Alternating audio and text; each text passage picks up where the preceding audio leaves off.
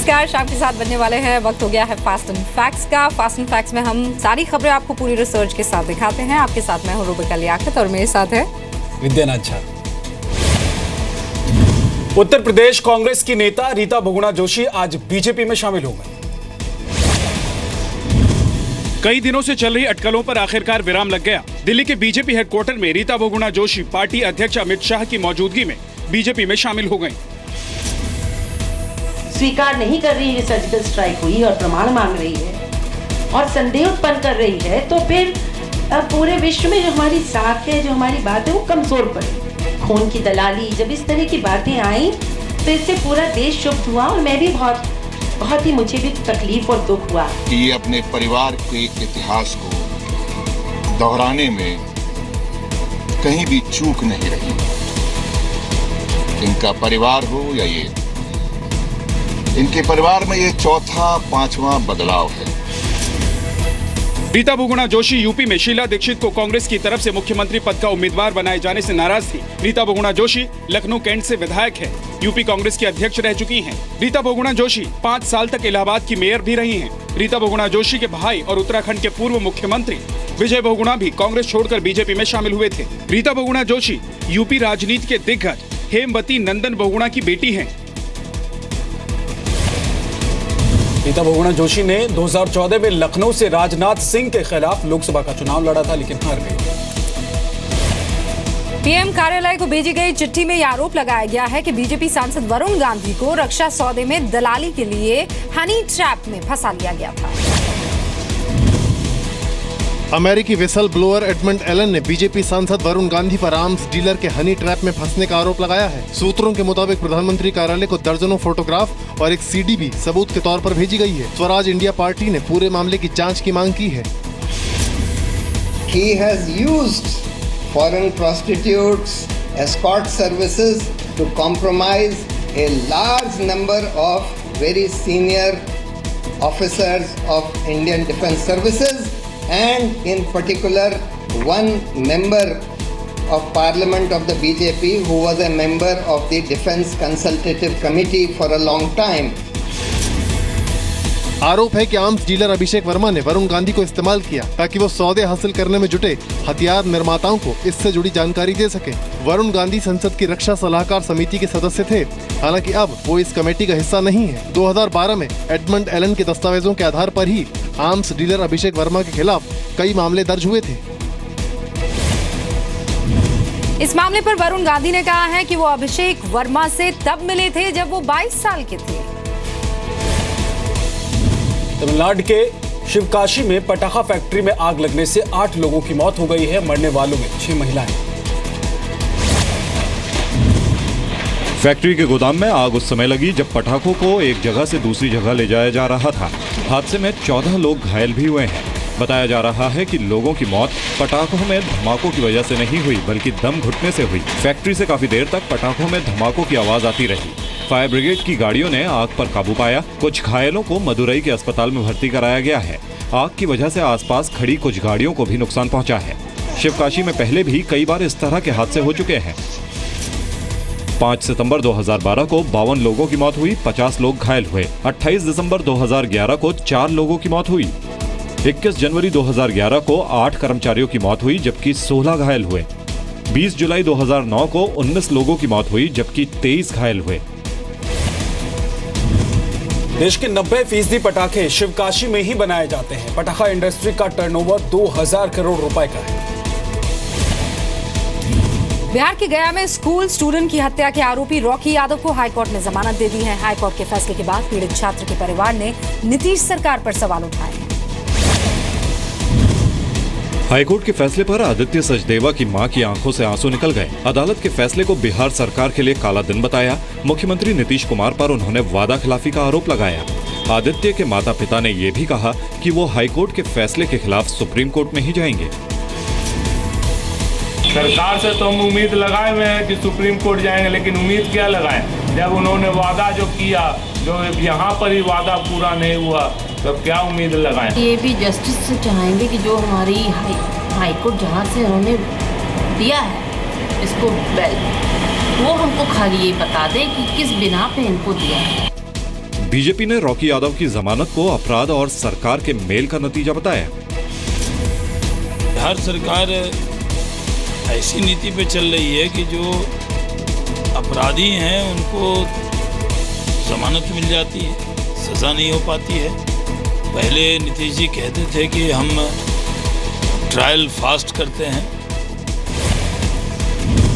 बिहार सरकार ने कहा है कि वो हाईकोर्ट के फैसले के खिलाफ सुप्रीम कोर्ट में अपील करेगी।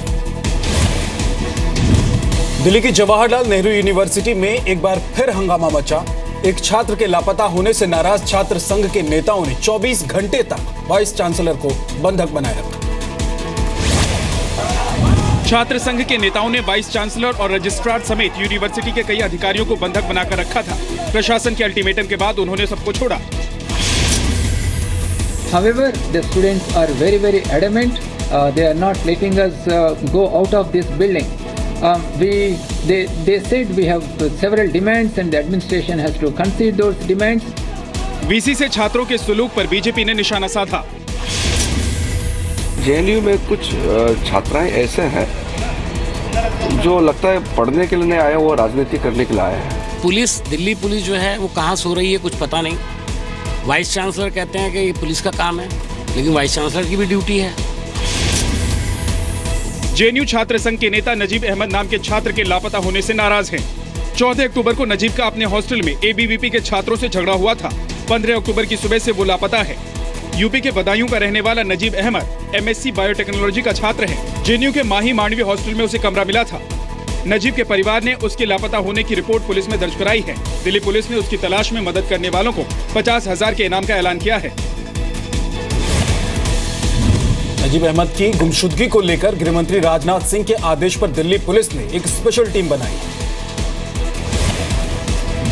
जम्मू कश्मीर में एक बार फिर पाकिस्तानी आतंकियों ने घुसपैठ की कोशिश की है, लेकिन बीएसएफ ने नाकाम कर दिया। बीती रात 11:15 बजे के आसपास जम्मू के कठुआ जिले के हीरानगर सेक्टर में अंतर्राष्ट्रीय सीमा पर 5 से 6 की कोशिश की, लेकिन बीएसएफ के मुस्तैद जवानों ने उन्हें देख लिया। इसके बाद आतंकियों की तरफ से जोरदार फायरिंग होने लगी। बीएसएफ ने भी इसका जवाब दिया। आखिर में पाकिस्तानी आतंकियों को भागना पड़ा। बीएसएफ ने एक आतंकी को घसीट कर ले जाते देखा। माना जा रहा है कि बीएसएफ की फायरिंग में वो आतंकी घायल हुआ है। It's very difficult to stop the force infiltration unless until you are alert. So this was not only foiled, but one of them has been injured. We have seen them taking back. जिस जगह घुसपैठ की कोशिश हुई वो पाकिस्तान की 2 सीमा चौकियों के बीच है। बीएसएफ को शक है कि बिना पाकिस्तान रेंजर्स की मदद के आतंकी घुसपैठ नहीं कर सकते। घुसपैठ की कोशिश के दौरान पाकिस्तान रेंजर्स की तरफ से जोरदार फायरिंग हो रही थी। सर्जिकल स्ट्राइक के बाद पाकिस्तान की तरफ से सीज फायर उल्लंघन और घुसपैठ की कोशिशों में बढ़ोतरी हुई है। सर्जिकल स्ट्राइक के बाद पाकिस्तान ने कम से कम 25 बार सीज फायर का उल्लंघन किया है। पाकिस्तान के आतंकी भारत में घुसपैठ कर किसी बड़ी वारदात को अंजाम देने की फिराक में है। पाकिस्तान की फायरिंग का सबसे ज्यादा नुकसान सीमा और एलओसी के पास रहने वाले लोगों को होता है। फिल्म दिल है मुश्किल की रिलीज को लेकर फिल्म निर्माताओं ने आज गृहमंत्री राजनाथ सिंह से मुलाकात की। प्रोड्यूसर्स गिल्ड के सदस्य दिल्ली पहुंचकर गृहमंत्री से मिले। राजनाथ सिंह ने फिल्म को पूरी सुरक्षा का भरोसा दिया। गृहमंत्री ने कहा कि वो सभी राज्यों के मुख्यमंत्रियों से बात करेंगे ताकि फिल्म रिलीज करने वाले सिनेमाघरों को कोई नुकसान न हो। उन्होंने हमें एश्योरेंस दी कि जो सपोर्ट चाहिए गवर्नमेंट से वो हमें 100% मिलेगी और वो अपने सब स्टेट के मुख्यमंत्री जी को कहेंगे कि लॉ एंड ऑर्डर बिल्कुल इंटैक्ट रहे और कोई वायलेंस कोई भी क्षेत्र के आसपास कोई नहीं।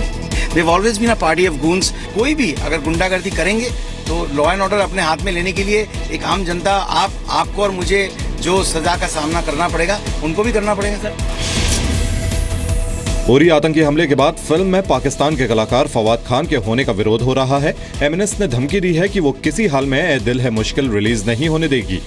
कल एमएनएस कार्यकर्ताओं ने मुंबई के कुछ सिनेमाघरों में हंगामा भी किया। कुछ कार्यकर्ताओं को हिरासत में भी लिया गया था। फिल्म निर्माताओं ने सुरक्षा को लेकर मंगलवार को मुंबई के पुलिस कमिश्नर से भी मुलाकात की थी। विवाद के बाद फिल्म के निर्माता निर्देशक करण जौहर ने कहा कि वो आगे पाकिस्तान के कलाकारों के साथ काम नहीं करेंगे। ए दिल है मुश्किल 28 अक्टूबर को रिलीज होने वाली है। देशद्रोही गतिविधियों के आरोप में जम्मू कश्मीर सरकार के 1 दर्जन से ज्यादा कर्मचारियों को बर्खास्त किया गया। पुलिस ने आरोपी कर्मचारियों की देश विरोधी गतिविधियों के बारे में रिपोर्ट तैयार की थी। इसे चीफ सेक्रेटरी के पास भेजा गया। इसके बाद आरोपियों को नौकरी से निकालने का फैसला लिया गया।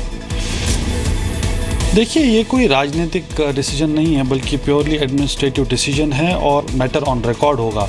उसको देखने के बाद ही ठीक तरीके से उसको देखभाल के ही ऐसा कोई स्टेप लिया गया होगा। सियासी मसले में एक माशरे के, एक समाज के सब तबकों के लोग शामिल होते हैं और उसमें से एक तबके को उनके खिलाफ एक्शन करना, उनको ब्लैकमेल करना, ये सरकार को शोभा नहीं देता।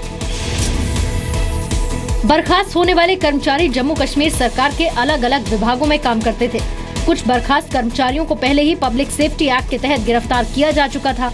बुरहान वानी के एनकाउंटर के बाद जम्मू कश्मीर में 90 से ज्यादा लोगों की मौत हुई है, जबकि 12,000 से ज्यादा लोग घायल हुए हैं। जम्मू कश्मीर सरकार ने संविधान के अनुच्छेद 126 के तहत आरोपी कर्मचारियों को बर्खास्त किया है। जम्मू कश्मीर में शहीद सुधीश कुमार की पत्नी और मां ने अन्न जल त्याग दिया है। शहीद की पत्नी की मांग है कि मुख्यमंत्री अखिलेश यादव को उनके गांव आना चाहिए। यूपी के संभल जिले के अपने गांव में बिस्तर पर बेसुध पड़ी शहीद की पत्नी और शहीद की मां दोनों ने कहा है कि जब तक मुख्यमंत्री अखिलेश यादव नहीं आएंगे वो ना कुछ खाएंगी और ना ही पानी पिएंगी। गांव की गुर्जर पंचायत ने कहा है कि मुख्यमंत्री ने शहीद के अंतिम संस्कार में नहीं पहुंचकर अपमान किया है। सुधीश मेरा बड़ा भाई था, हम दोनों साथ पढ़े, साथ पढ़ते हुए, साथ खेले, साथ ही एक स्कूल गए। आज मुझे छोड़ जा, दुख तो है लेकिन गर्व है। देखो जी, हमारी बहू का पालन पोषण बहुत नौकरी मिले, हमारे लड़के की, हमारी बहू। जो राज्य सरकार का प्रशासन है उसे यही नहीं पता एक शहीद का किस तरीके से क्या किया जाता है। 3 दिन हो गए शहीद हुए, मुख्यमंत्री जी ने कोई स्टेटमेंट नहीं दिया, डीएम तक नहीं आए। 16 अक्टूबर को सुधीश कुमार जम्मू कश्मीर के राजौरी में पाकिस्तानी गोलीबारी में शहीद हो गए थे। शहीद जवान सुधीश का छोटा भाई कपिल भी सेना में है। मुख्यमंत्री कार्यालय ने शहीद की पत्नी को मुलाकात के लिए लखनऊ बुलाया, लेकिन परिवार ने इस पेशकश को ठुकरा दिया है। शहीद सुधीश के परिवार ने अंतिम संस्कार के दिन भी कहा था कि जब तक मुख्यमंत्री नहीं आएंगे वो अंत्येष्टि नहीं करेंगे, लेकिन उस दिन जिला प्रशासन के मनाने के बाद परिवार मान गया। देश के अलग अलग बैंक्स ने 32 लाख डेबिट कार्ड्स को ब्लॉक कर दिया है। कार्ड क्लोन कर ऑनलाइन खरीदारी और पैसे निकाले जाने की शिकायत के बाद सबसे पहले एसबीआई ने 6 लाख डेबिट कार्ड ब्लॉक किए। एसबीआई के बाद bank of Baroda, IDBI bank, central bank और आंध्रा बैंक ने भी एहतियातन संदिग्ध डेबिट कार्ड ब्लॉक करने का फैसला लिया। ब्लॉक किए गए कार्ड्स में से 26 लाख कार्ड वीजा और मास्टर कार्ड के हैं, जबकि 6 लाख रुपए डेबिट कार्ड है। आईसीआईसीआई बैंक, एचडीएफसी बैंक और येस बैंक ने अपने ग्राहकों को डेबिट कार्ड का पिन बदलने को कहा है। सर, बैंकों को कुछ आपने कहा है, अपनी तरफ से कुछ इंस्ट्रक्शन दिया है कि क्या इसमें पहले जानकारी मिले, बिना जानकारी के कोई टिप्पणी नहीं की जा सकती है। अमेरिका में राष्ट्रपति चुनाव के आखिरी चरण के प्रचार में रूसी राष्ट्रपति व्लादिमीर पुतिन बहस का मुद्दा बन गए। हिलरी क्लिंटन और डोनाल्ड ट्रंप के बीच तीसरी और आखिरी प्रेसिडेंशियल डिबेट नेवादा में हुई। पिछली बार की तरह इस बार भी दोनों ने एक दूसरे से हाथ मिलाए बिना बहस की शुरुआत की। क्लिंटन और ट्रंप दोनों ने एक दूसरे पर रूस की कठपुतली होने का आरोप लगाया। The Russian government has engaged in espionage against Americans. They have hacked American websites, American accounts of private people, of institutions. Then they have given that information to WikiLeaks for the purpose of putting it on the internet. This has come from the highest levels of the Russian government, clearly from Putin himself. I don't know Putin. He said nice things about me. If we got along well, that would be good. If Russia and the United States got along well and went after ISIS, that would be good. He has no respect for her. He has no respect for our president. And I'll tell you what, we're in very serious trouble.